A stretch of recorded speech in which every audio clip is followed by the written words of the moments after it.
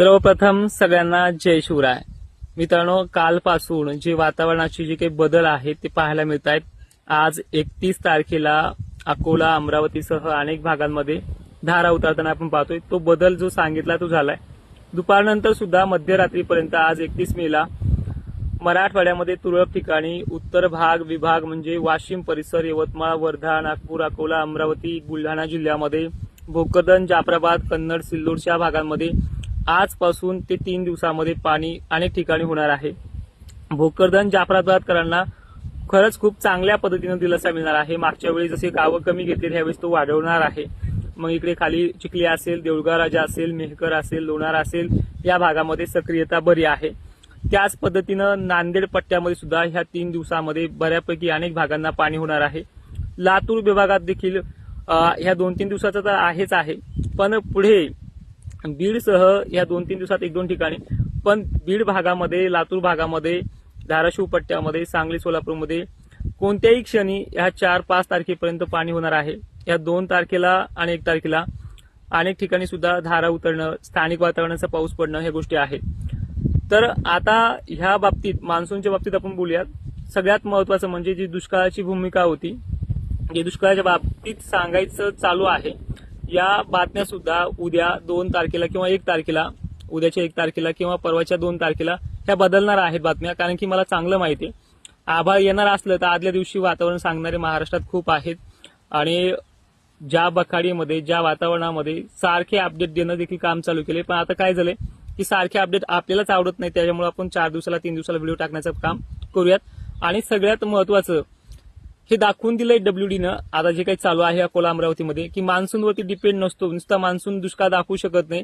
डब्ल्यूडीची सक्रियता, एमजीओचं वातावरण जे आहे, आयओडी पॉझिटिव्ह राहणं, त्या गोष्टी मान्सूनला तारक आहेत। जून जुलै थोडा परेशान करणारी कंडिशन दरवर्षी असते। मे मध्ये गेल्या वर्षी पाऊस चांगला झाला, त्यामुळे गेल्या वर्षी काही वाटलं नाहीये, पण ह्या वर्षी थोडा मान्सूनचा जो काही प्रभाव आहे हा सर्वशाम देखील पडणार आहे, पण थोडा कालावधी घेईल। जसं की आपण 12-13ला गेल्या वर्षी पेरण्या केल्या होत्या, मे महिन्यात कशाला टेन्शन घेतं त्या पावसाचं, अजून खूप काळ बाकी आहे। 5 ते 6 जून पर्यंत कोल्हापूर साईडला कर्नाटक व्यापून मान्सून महाराष्ट्राच्या दिशेने येईल। 6 तारखेला बरोबर कोल्हापूर किंवा गोवा ओलांडून तो कोकण किनारपट्टी, तळ कोकणामध्ये देखील पोहोचणार आहे। तुम्हाला ह्या 2 तारखेनंतर चिन्ह स्पष्ट होऊन जाईल। आणि ह्या 1 ते 2 दरम्यानमध्ये, 1 जून 2 जूनला महाराष्ट्रातल्या मराठवाडा आणि विदर्भातल्या सर्व जिल्ह्यांमध्ये थोडा का होईना पाणी ऍक्टिव्ह होऊन जाईल आणि हे वातावरण असंच सक्रिय राहील। म्हणजे असे गॅप्स वगैरेच्या मध्ये आता नाहीत।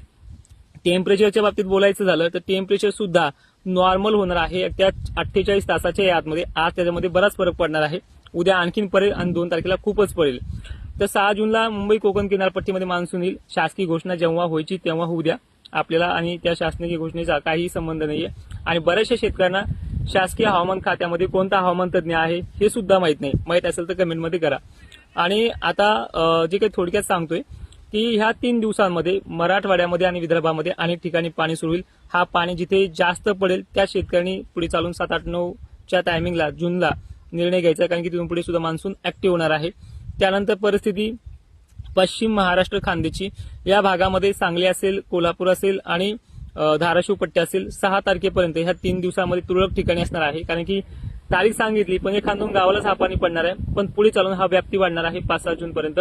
त्यानंतर लातूर, नांदेड, धाराशिव ह्या 2 हदगाव वगैरे, वसमत वगैरे, हिंगोलीचे जे काही भाग आहेत, जिंतूर पट्टी आहेत, मंठा, लोणार परिसर, उत्तर भाग जे आहे, 2 तारखेपर्यंत आजपासून कोणत्याही क्षणी इथे पाणी होईल। आजही संध्याकाळी ह्या भागामध्ये, वाशिम वगैरे भागात पाणी आहे।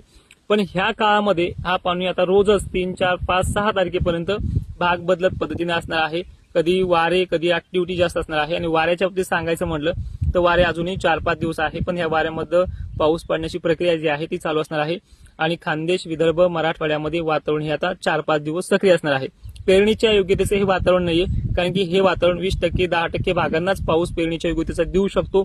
त्यामध्ये उत्तर विदर्भाचा भाग, मराठवाडा उत्तर भाग, इकडे लातूर वगैरे पट्टे, हिंगोलीचे काही मोजके भाग, खानदेशमध्ये मोजक्या ठिकाणी जसं की जळगाव वगैरे आणि छत्रपती संभाजीनगर, कन्नड, सिल्लोड भाग वगैरे, याच्यामध्ये अजूनही अपडेट मोठी आहे।